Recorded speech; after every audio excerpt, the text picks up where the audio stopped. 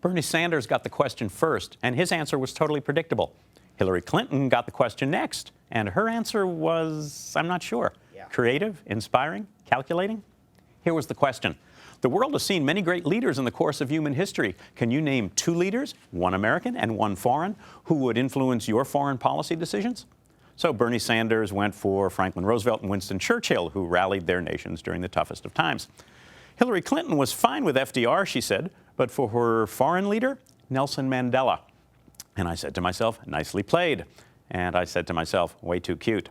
And I asked myself, if this debate had happened before the New Hampshire primary instead of before the Nevada caucuses and the South Carolina primary, would her answer still have been Nelson Mandela? Call me skeptical. Likewise, her loving embrace of President Obama. Who knew?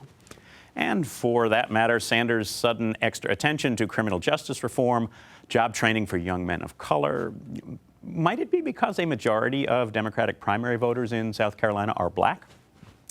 The good thing, at least in theory, about coast-to-coast contests is that they force the candidates to pay attention to a wide range of voters and a wide range of issues. The danger, of course, or at least it used to be, is that a candidate will say something in one state that he or she counts on nobody else hearing anywhere else. Now, the rise of social media and cable news have made that harder, supposedly. What a candidate argues in Oregon will be heard in a flash in Florida.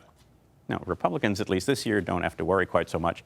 They can simply say, Obama is Satan, and their crowds cheer everywhere.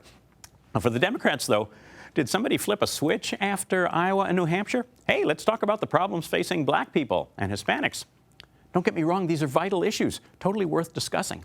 I just wonder if voters in those first two states noticed that they heard a very different conversation, or whether voters in the more diverse states that follow wonder why issues like racial injustice are things only they should be hearing about. Call it responsive, call it pandering, call it peculiar.